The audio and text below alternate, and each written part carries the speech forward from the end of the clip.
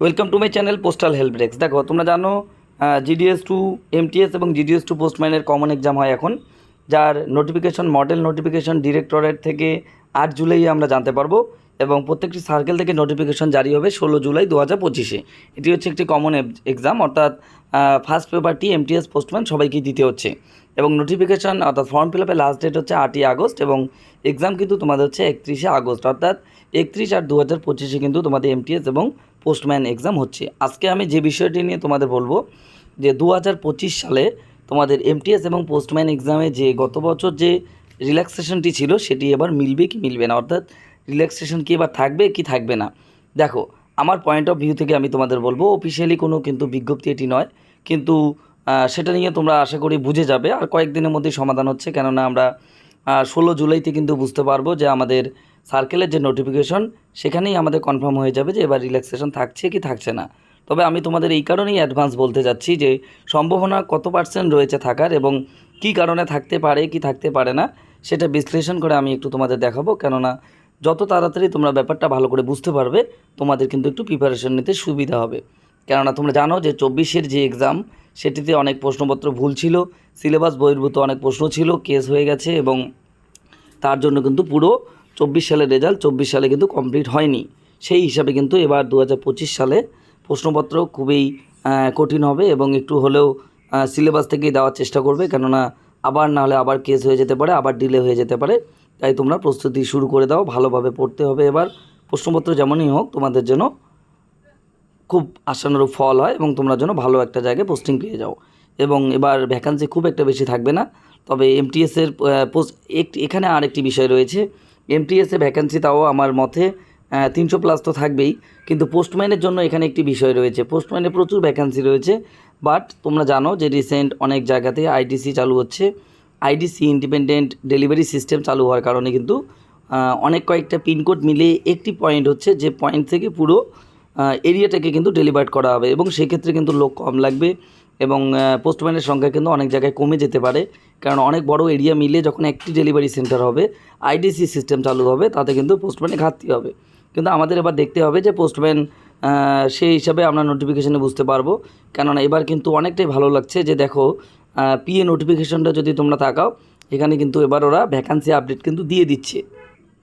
আমরা যদি ওয়েস্ট বেঙ্গল সার্কেলের PAS-এর যে নোটিফিকেশনটি আছে সেটি যদি একটু ভালো করে বিশ্লেষণ করি, দেখো ভ্যাকান্সি কিন্তু এবার আপডেট দিয়েছে। এতদিন আগে কী হতো বলো তো, ভ্যাকান্সিটা কী করতো যে পরে নোটিফাইড করা হবে, পরে জানানো হবে এবং সেই ভ্যাকান্সি 2-3 বার করে আপডেট দিয়ে দেয় আমাদের ওয়েস্ট বেঙ্গল সার্কেল, যে এতটা আছে বা আবার এতটা অ্যাড হলো, সংযোজন বিয়োজন করে সিনিয়রিটি এত যাবে, সিনিয়রিটির জন্য এতটা বাদ যাবে, বা GDS থেকে এতটা, MTS থেকে এতটা, বিভিন্ন রকম ক্রাইটেরিয়া দিয়ে দিত। এবার কিন্তু ডিরেক্ট ওয়েস্ট বেঙ্গল সার্কেল তাদের PA এবং S-এর ভ্যাকান্সি একদম সুন্দরভাবে ক্যাটাগরি ওয়াইজ কিন্তু বলে দিয়েছে যে এতটি করে ভ্যাকান্সি রয়েছে এবং এই বেসিসে তোমাদের এক্সামটি হবে। সেই ক্ষেত্রে আমি তোমাদের বলছি, আমরা কিন্তু পোস্টম্যান MTS-এ কতটা ভ্যাকান্সি থাকবে এক্সামের আগেই কিন্তু বুঝতে পারছি। সেই হিসেবে আমাদের কতটা কাট অফ যেতে পারে, কতটা পড়তে হতে পারে, কতজন ক্যান্ডিডেট থাকতে পারে, সেই হিসেবে কিন্তু আমাদের প্রস্তুতি নিতে হবে। এবার আমি তোমাদের রিল্যাক্সেশন নিয়ে বলবো, রিল্যাক্সেশন কি থাকবে কি থাকবে না। তোমরা যদি দেখো, আমরা প্রায় প্রত্যেকটি ইউনিয়ন থেকেই কিন্তু সবাই চাচ্ছে যে রিল্যাক্সেশন যেন এবার দেওয়া হয় এবং প্রত্যেকটি ইউনিয়ন থেকেই কিন্তু আমাদের দপ্তরে ডিপার্টমেন্ট অফ পোস্টে কিন্তু জানানো হয়েছে যে আমাদের যেন এবার রিল্যাক্সেশনটি থাকে, কেননা তাতে অনেক ক্যান্ডিডেটই কিন্তু উপকৃত হবে। এবার তোমরা যদি ভালো করে বিশ্লেষণ করে দেখো, আমি আবার সেই PA নোটিফিকেশন থেকেই তোমাদের ব্যাপারটি বুঝিয়ে দেবো। PA নোটিফিকেশনটা একবার ভালো করে যদি আমরা বিশ্লেষণ করে দেখি, কি দেখতে পাচ্ছি দেখো, আমি PA নোটিফিকেশানটি তোমাদের ক্লিয়ার করে দেখাচ্ছি। দেখো PA নোটিফিকেশানে ভ্যাকান্সি আপডেট দেখতে পেলে, এবার দেখো এটি তো ক্যাটাগরি লিস্ট দিয়েছে, কে কোন ক্যাটাগরিতে থাকবে সেটা তোমরা PA এক্সাম দেওয়ার সময় তোমরা বুঝতে পারবে যে হ্যাঁ এই লিস্টটি কেন জরুরি। এটি ফর্ম দিয়েছে, ফর্মটা তোমাদের MTS পোস্টম্যানের জন্য ফর্ম আসবে, কিভাবে ফর্ম ভরতে হবে সেটা তোমরা অবশ্যই বেরিয়ে যাওয়ার পর নোটিফিকেশান আসার পর আমি তোমাদের জানাবো। এবার দেখো এখানে যদি আমরা PA নোটিফিকেশানটি ভালো করে দেখি, দেখো 2019 সালের যে রুলস সেটিও কিন্তু দেখো PA নোটিফিকেশানে অ্যাটাচ করা রয়েছে। 2019 সালের 10 মে একটি পরীক্ষার ব্যাপারে একটি নোটিফিকেশান দিয়েছিল, সেটিও কিন্তু অ্যানেক্সের ABCD নিয়ে সেটিও কিন্তু এখানে যুক্ত করে দিয়েছে।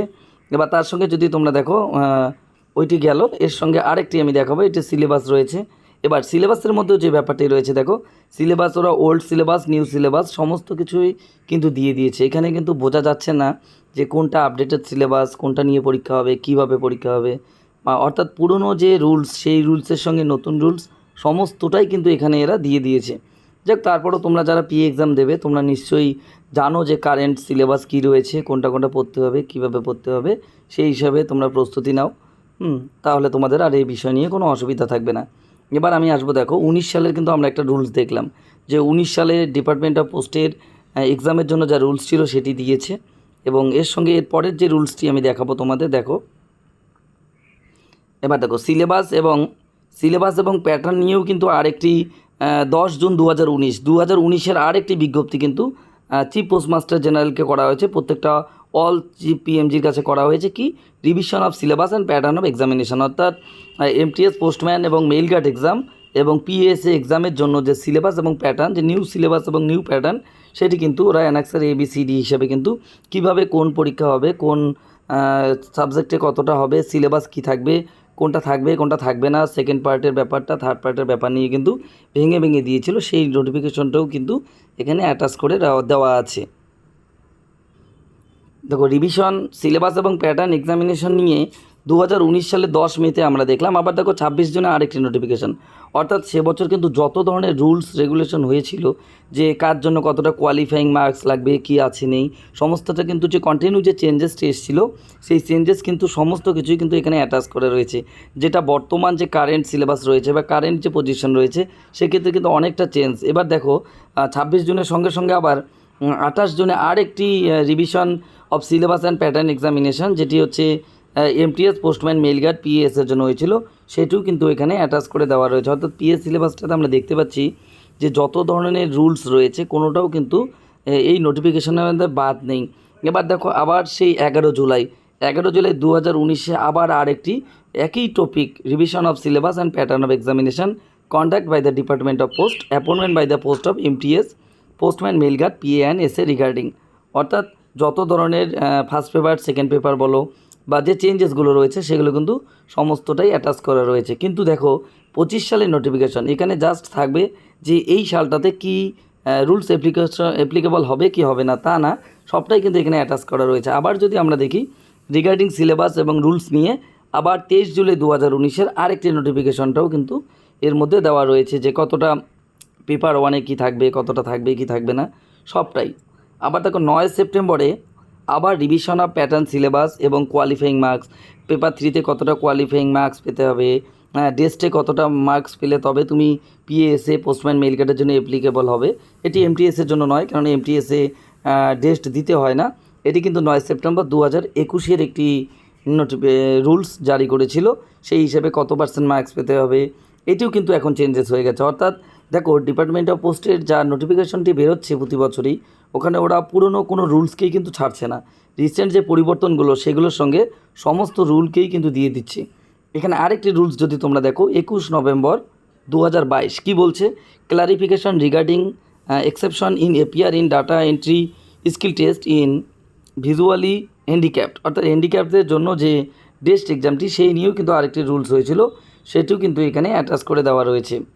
এছাড়াও বলছে দেখো এরপরেও revision of parameters in the test for the appointment to the post of postman mail guard PA SA 19 December 2022 আরেকটি রুলস, অর্থাৎ কতটা সময় পরীক্ষা হবে, কতটা মার্কস তুলতে হবে, কতটা ওয়ার্ড তোমাকে টাইপিং করতে হবে, কতটা সময়, কোয়ালিফাইং মার্কস কত, সমস্তই কিন্তু অ্যাটাচ করা রয়েছে। আরেকটি জিনিস দেখো, review of issue regarding local language test for appointment to the post of MTS postman mail guard PA SA, অর্থাৎ MTS postman mail guard PA SA এক্সামের জন্য যে এটি নর্থ ইস্ট একটি সার্কেল, দেখো নর্থ ইস্ট সার্কেলের জন্য যে রুলসটি সেটিও কিন্তু ওয়েস্ট বেঙ্গল সার্কেলের মধ্যে পিএসএ যে নোটিফিকেশন 24 এপ্রিল 2023 সেটিও কিন্তু এখানে দেওয়া রয়েছে। তার মানে আমরা যদি এখন ধরি যে নর্থ ইস্টের যে রুলসটি ছিল সেটিও কি ওয়েস্ট বেঙ্গল সার্কেল মানবে পিএসএ এক্সামের জন্য, এই বিষয় এখানে যে বিষয়টি বলা রয়েছে সেই ব্যাপারটি কিন্তু আমাদের বুঝতে হবে। সেই হিসাবে কিন্তু আমরা এখানে এই পয়েন্ট অফ ভিউ থেকে কিন্তু আমরা ধরে নিতেই পারি। আচ্ছা, তার আগে আরেকটা বলছি, দেখো রিভিউ সিলেবাস এবং প্যাটার্ন এক্সামিনেশন নিয়ে 2024 সালের 29 মেতে আরেকটি রিপোর্ট দিয়েছে কম্পিটেন্ট অথরিটি, বলছে রিভিউ সিলেবাস নিয়ে কথা বলছে, যেটি 10/19 যে নোটিফিকেশনটি ছিল, এই যে রিপোর্টটি, এই রিপোর্টের সঙ্গে কিন্তু ওরা বলতে যাচ্ছে যে প্রত্যেকটা সার্কেলকে এটি ফলো করতে বলছে। এরপরের যদি আমরা রুলসটি দেখি, দেখো এই পর্যন্তই রয়েছে পুরো নোটিফিকেশনটি। এখান থেকে আমরা যেটা বুঝতে পারছি যে দেখো পিএএসের যে নোটিফিকেশন ওয়েস্ট বেঙ্গল সার্কেল দিয়েছে, এখানে কোনো রুলসকেই কিন্তু বাদ দেয়নি। তার মানে এবারে তো এটা বলতে পারতো যে না আমাদের 2025 সালে পিএএস এক্সামে কী টাইটেলে রয়েছে, কতটা ভ্যাকান্সি রয়েছে, কারা বসতে পাবে কারা পাবে না, কে এ ক্যাটাগরি, কে বি ক্যাটাগরি, কে সি ক্যাটাগরি, কোন সিলেবাসে এক্সাম হবে। এখানে তোমরা পিএএসএ নোটিফিকেশনে দেখবে এখানে এমটিএস সিলেবাস দেওয়া রয়েছে, পোস্টম্যান, মেল গার্ড সমস্ত সিলেবাসই রয়েছে, কিন্তু যেটা দরকার ছিল না, পিএ নোটিফিকেশনে পিএ সিলেবাসটাই থাকতো এবং পিএ সিলেবাসের ওল্ড সিলেবাস নিউ সিলেবাস সবটাই কিন্তু এখানে অ্যাটাচ করা রয়েছে। তাই আমার পয়েন্ট অফ ভিউ থেকে বলছে এবং সমস্ত ইউনিয়ন থেকেও আমরা যা খবর পাচ্ছি বা সবাই যেটা চাচ্ছে যে তোমাদের কিন্তু 99% চান্স রয়েছে যে তোমাদের কিন্তু এবার রিল্যাক্সেশনটি থাকবে। তাই তোমরা হাতে সময় অনেক কম, অলরেডি আজকে 21 জুন আমি ভিডিওটি করছি। তো তোমরা যারা যারা ভাবছো যে বসতে পারবো কি পারবো না, তারা অবশ্যই প্রস্তুতি শুরু করে দাও। খুবই চান্স রয়েছে, 90% 99% বলবো আমি যে রিল্যাক্সেশন থাকবে। এবার যদি রিল্যাক্সেশন না থাকে তো কোনো অসুবিধা নেই, তোমার যা সিলেবাস রয়েছে, যা সমস্তটি তো রুলস অ্যান্ড রেগুলেশন, যেটা তুমি ডিপার্টমেন্ট অফ পোস্টে আছো এবং ডিপার্টমেন্ট অফ পোস্টের সমস্ত রুলস রেগুলেশন, কোন পার্টে কী রয়েছে, কোন ভলিউমতে কী রয়েছে, কোন গাইডে কী রয়েছে, সেটা কিন্তু তোমার কন্টিনিউ জানা দরকার, যেটা আপডেট তোমার কাছে সবসময় থাকা উচিত। তাই আমি তোমাদের বলবো তোমরা অলরেডি প্রস্তুতি শুরু করে দাও। তো আমাদের কাছে এমটিএস পোস্টম্যানের ব্যাচ চলছে, তোমরা যারা যারা এমটিএস এবং পোস্টম্যানের ব্যাচ নিতে চাও সমস্ত বাংলাতেই কিন্তু করানো হচ্ছে, বাংলা ইংলিশ দুই ভাষাতেই থাকবে। সমস্ত মক টেস্ট বলো, ম্যাথ থেকে শুরু করে জিকে সমস্তটাই কিন্তু তোমাদের এক্সামের আগে কভার করানো হবে। Thanks for watching.